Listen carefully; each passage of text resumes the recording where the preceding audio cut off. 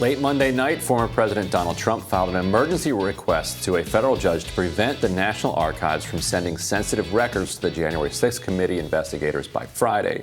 Just after midnight, Judge Tanya Chutkan rejected it, saying the request itself was legally defective and premature. This comes after the committee announced a new round of high-profile subpoenas, including some major figures from Trumpworld. Now ordered to appear before Congress are Bill Stepien, former Trump 2020 campaign manager, Jason Miller, a former senior Trump advisor, Angela McCollum, a former Trump 2020 campaign aide, John Eastman, an attorney whose infamous memo outlined ways former VP Mike Pence could reject Joe Biden's electoral count victory, and Michael Flynn, the disgraced former national security advisor. Bernie Kerik, a former New York police commissioner who Trump pardoned in 2020 for his numerous convictions for tax fraud, ethics violation, and criminal false statements. And here to discuss is Team Rising. Jennifer Holdsworth-Karp is a Democratic strategist and owner of JC Strategies. Rena Shaw is an advisor at the Renewed Democracy Initiative. Welcome to you both. Thanks. Thank you. Good morning. So, Jennifer, obviously, I think the mainstream media has a lot of investment in continuing to talk about January 6th, which we all agree was horrible. Well, maybe not. All of us present agree was horrible. Certainly not everyone in the Republican coalition agrees was horrible. Well, I think it was horrible that it didn't work. It was horrible, not horrible enough, right? Yeah.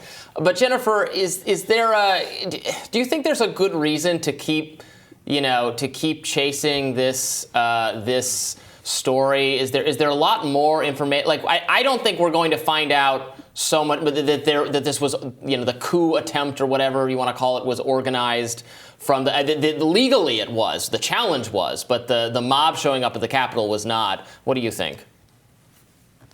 So I think that the congressional investigation has the propensity to turn into a bit of a circus. I can't imagine that many of these folks are going to comply with the subpoenas. Then, of course, they're going to be faced with the question about whether they hold these folks in contempt. And then what do you do after you hold them in contempt? We've not moved past that phase.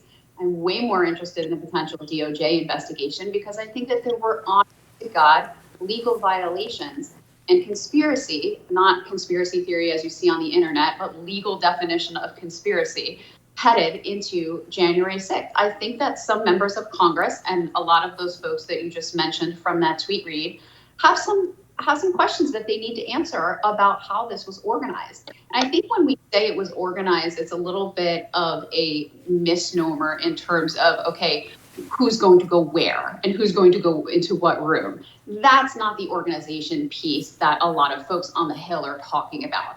It was what was the purposeful misinformation out there and what was the incitement out there that was planned in advance that you knew was going to end up in this violence. So these are the questions that we really need answered.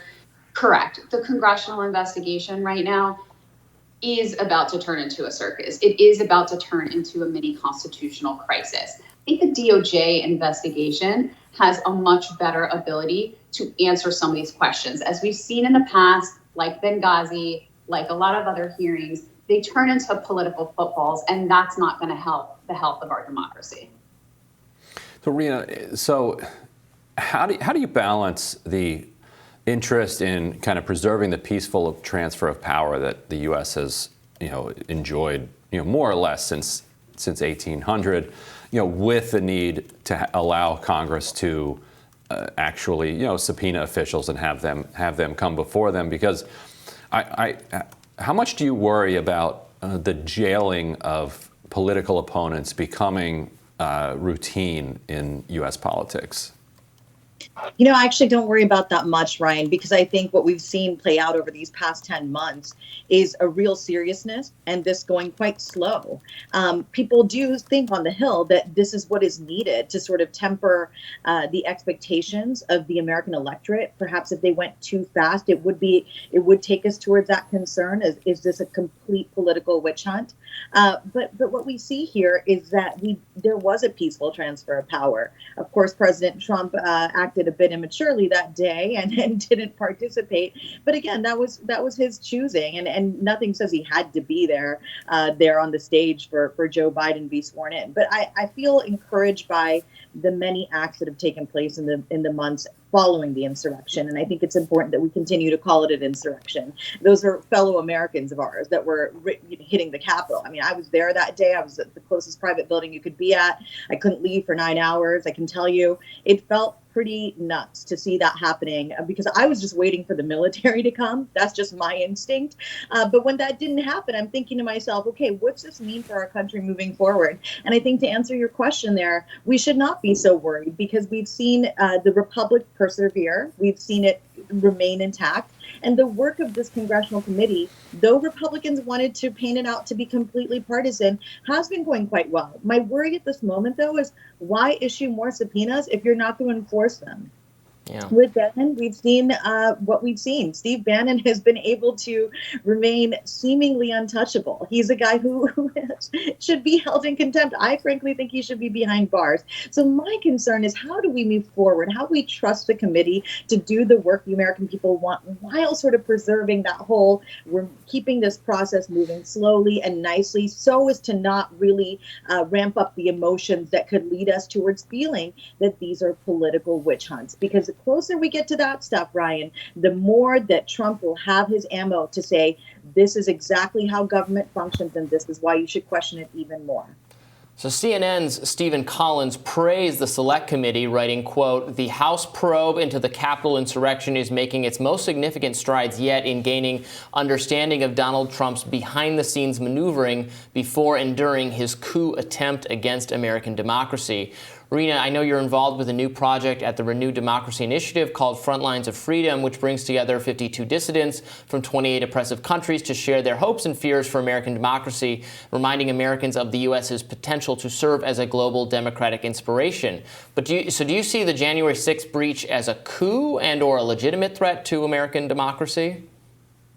At this moment in time, I do think we're somewhere in between. There's no right or wrong answer on this at this very moment, because what we saw is people take to the streets, try to peacefully demonstrate. And of course, there were a number of bad actors that led it to a place that was violent and frankly looked like a coup, right? So this is something that many Americans are going to have to draw their own conclusions. But our project at Renewed Democracy Initiative is pulling together 50-some dissidents from over 30 countries. And we've asked these people to talk about what they're seeing and their journeys. And I encourage our viewers right now to follow this project. We just launched yesterday. We've got a fantastic readout in CNN. We've got an opinion editorial out, and we'll have a number of those. We have great videos. Visit our website, hear from these dissidents what happens when you really call into question everything. So there's this fine line, Robbie. Cancel culture, is it too much? And then also, what do we have here? What freedoms do we enjoy that other people around the world don't have? It is a project that highlights how much the world is gray and not black and white. But I love that these dissidents are sounding the alarm and really encouraging us Americans also to look inward and say, how can we better create and strive towards a more perfect union every day and value what we have as Americans that's enshrined in our Constitution for each and every one of us. And Jennifer and Rena, I'd love to get your take on this too from an international perspective. But so, in 2018 in Nicaragua, according to the government there of Daniel Ortega, the right wing, launched a coup. And it was a failed coup. And subsequently, after investigations, Ortega's government has locked up, some of the people that they say were behind that coup. In response, the U.S. has sanctioned the Nicaraguan government, saying that is, an illegal suppression of what should be free and fair elections. So, at what point are we being, hypocritical here, or there are too many differences to be able to compare? I think there's a little too many differences to be able to compare, but it is a time to look inward. I have to take a little issue with my learned colleagues' comment that there was a peaceful transfer of power. There was a transfer of power, but people died. People were injured severely at the Capitol. It was not peaceful. Our ongoings that day were delayed significantly by a violent uprising that was, thank God, tamped down. But it was not peaceful by any stretch of the imagination. You also have to look at the members of Congress themselves who were tweeting out the locations of other members of Congress. It's even continuing now. You have a member of Congress who tweeted a video, a commercialized video of himself killing another member of Congress. This is a violent movement that we are dealing with in this country. And if we do not face it head on, both through this congressional hearing and through other legal means with the DOJ, we're going to be in for a lot of trouble in the next couple of elections. And I think we need to treat it seriously. Well, we'll have to leave it there. Jennifer, Rena, thank you both so much. Thank you. We'll have more Rising right after this. Stick with us.